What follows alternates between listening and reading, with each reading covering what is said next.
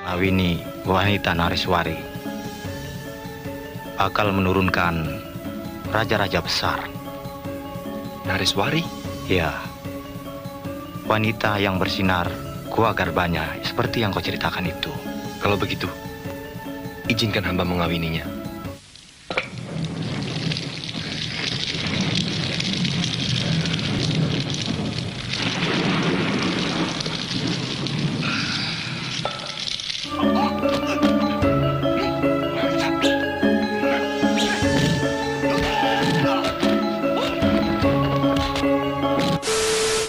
Keris Empu Gandring adalah keris yang terkenal dengan kutukannya yang telah memakan banyak korban.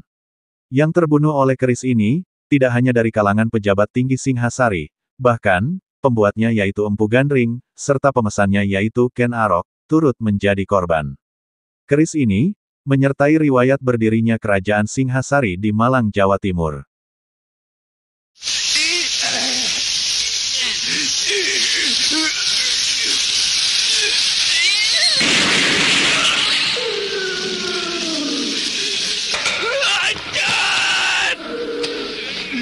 Keris Empu Gandring, dibuat oleh seorang ahli pembuat keris bernama Empu Gandring, atas pesanan seorang bekas penjahat yang saat itu tengah mengabdi di Tumapel, yang bernama Ken Arok. Menurut seorang Brahmana bernama Lohgawe, Ken Arok adalah titisan Dewa Wisnu. Atas rekomendasi dari Brahmana tersebut, Ken Arok berhasil mengabdi dan menjadi orang kepercayaan Aku Tumapel saat itu, yaitu Tunggul Ametung. Latar belakang Ken Arok memesan keris Empu Gandring adalah, karena ucapan dari Brahmana Lohgawe, yang mengatakan bahwa, barang siapa yang memperistri Ken Dedes, maka akan menjadi raja, serta akan memiliki keturunan raja-raja. Saat Ken Arok mengawal istri Tunggul Ametung, dia melihat ada cahaya di sekitar pangkal paha Ken Dedes, saat gaunnya tersingkap ketika hendak turun dari kereta. Hal itu, diceritakan kepada Brahmana Lohgawe. Kemudian sang Brahmana menjelaskan arti dari cahaya tersebut, bahwa istri Tunggul Ametung yaitu Ken Dedes adalah wanita Nareswari, yaitu wanita yang akan melahirkan raja-raja, maka beruntunglah orang yang menikahi wanita tersebut. Oleh karena itu, Ken Arok sangat berhasrat menikahi istri Tunggul Ametung tersebut, tentu saja dengan membunuh suaminya, maka dipesanlah sebuah keris kepada seorang empu yang terkenal hebat, yaitu Empu Gandring. Jangan sekarang, tidak bisa. Pamor keris itu masih jahat. Salah. Kau bisa celaka karenanya. Hah? Lalu, kapan boleh diambil? Aku harus membersihkannya lagi. Ken Arok memesan keris hebat kepada Empu Gandring, setelah berkonsultasi dengan Brahmana Lohgawe terlebih dahulu. 5 bulan adalah waktu yang diminta Ken Arok untuk menyelesaikan keris tersebut, namun, Empu Gandring menolak permintaan itu. Sebab ia hanya bisa menyelesaikan keris yang hebat itu dalam tempo 1 tahun. Namun, Ken Arok tidak mau tahu, ia tetap menginginkan keris itu selesai dalam waktu 5 bulan saja. Maka setelah genap 5 bulan, ia datang ke Lulumbang, yaitu daerah di mana Empu Gandring tinggal. Ternyata, keris itu masih dikerjakan oleh Empu Gandring dan belum selesai. Sempat terjadi perdebatan panjang antara Ken Arok dan Empu Gandring, di mana Ken Arok ingin segera mengambil pesanannya, sedangkan sang empu menolak menyerahkan keris yang belum sepenuhnya jadi itu.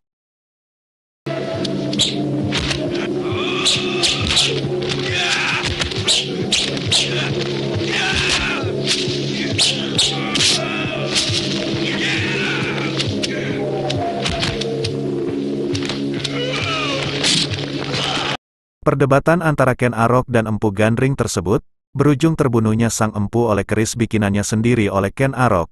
Dalam keadaan sekarat, Empu Gandring mengeluarkan kutukan, bahwa keris tersebut akan memakan korban nyawa 7 keturunan Ken Arok.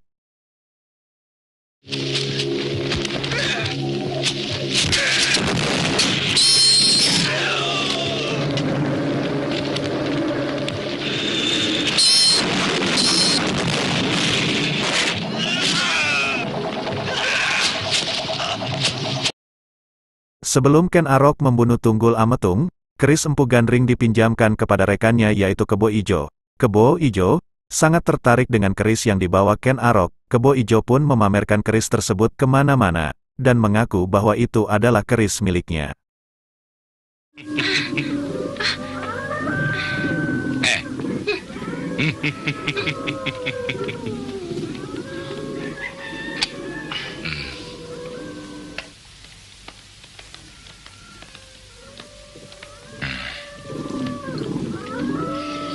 Keris jelek, masih kasar, belum jadi. Gila. Ini bukan keris sembarangan. Jangan dipakai membunuh orang. Bagi Ken Arok, dipinjamkannya keris Empu Gandring ke rekannya Kebo Ijo adalah sebuah siasat, agar bila rencana pembunuhan Tunggul Ametung yang ia rancang berhasil, maka Kebo Ijo akan menjadi tertuduh. Sedangkan pembunuh Tunggul Ametung sebenarnya tidak akan diketahui orang. Akhirnya, siasat Ken Arok berhasil, hampir seluruh rakyat Tumapel dan para pejabatnya percaya bahwa Kebo Ijo adalah pembunuh Tunggul Ametung. Ken Arok yang saat itu adalah orang kepercayaan Tunggul Ametung, langsung membunuh Kebo Ijo, yang telah tertuduh, dengan keris Empu Gandring pula.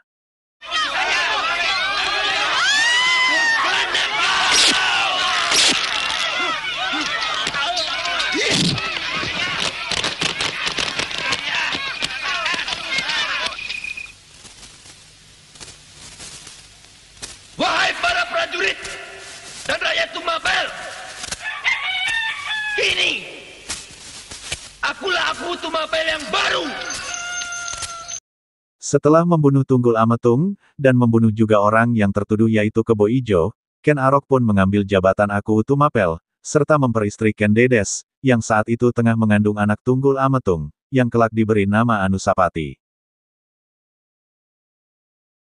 Dengan demikian, sudah 2 orang menjadi korban kutukan dari keris Empu Gandring, yaitu Tunggul Ametung dan Kebo Ijo. Menurut legenda, orang-orang yang telah menjadi korban dari keris Empu Gandring adalah 1. Empu Gandring, yaitu sang pembuat keris, 2. Tunggul Ametung, 3. Kebo Ijo, yaitu rekan Ken Arok, 4. Ken Arok, 5. Ki Pengalasan yaitu pengawal Anusapati, 6. Anusapati, yaitu anak Ken Dedes dari Tunggul Ametung, 7. Yaitu Toh Jaya, anak Ken Arok dari selirnya yaitu Ken Umang. Dan yang terakhir adalah istri Ken Arok yaitu Ken Dedes. Kemudian, menurut legenda, keris tersebut diambil oleh seorang raja Jawa yang sakti, dan kemudian dimusnahkan dengan dibuang ke kawah Gunung Kelut di Jawa Timur.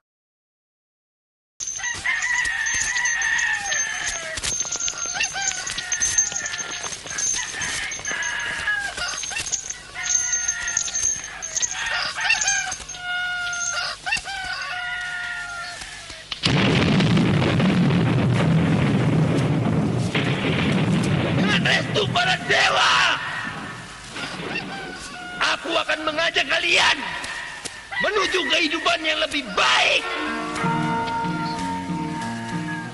Hidup Tumapel! Masa silam pun berkisah. Ken Arok banyak mensejahterakan dan memuliakan kawula-kawulanya.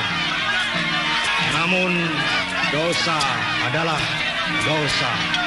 Ken Arok, sang raja sanegara, dan 7 keturunannya akhirnya tewas di ujung keris Empu Gandring.